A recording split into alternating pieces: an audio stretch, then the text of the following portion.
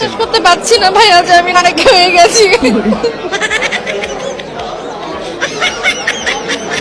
আমি বলে বোঝাতে পারবো না আজকের ফিলিংসটা।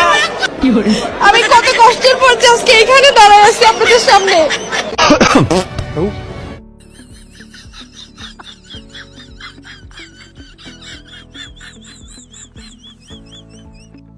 গল্প নয়, সত্যি। থানায় জব্দ 200 কেজি গাঁজা খেয়ে ফেলেছে ইঁদুর। ভারতের উত্তরপ্রদেশে ইঁদুরের হাত থেকেও মাদক রক্ষা করা কঠিন হয়ে পড়েছে, তাই বাধ্য হয়ে আদালতে যেতে হয়েছে সেখানকার পুলিশকে। আদালতও আরেক কাঠি সরেস। তারা বলছে ইঁদুরের তো পুলিশের ভয় নেই। বিস্তারিত থাকছে ডেস্ক রিপোর্টে। কি নাম ছেলে? সিদ্দিক। কোথায় বাড়ি? বাড়ি দুপতলা। তারপরে অত জ্বালা ভালো লাগে না।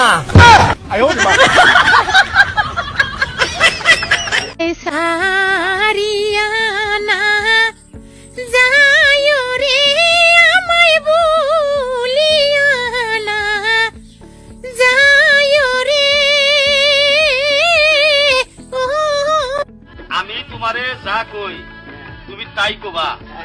কও লাইলং, কও লাইলং, কও ইল্লং, কও ইল্লং। দেখ দেখ এই তুমি কও কে? তুমি কও কে? হাজলামি না? হাজলামি না? একটা থাউর মারবা। একটা থাবুর মারবা হেই, করে।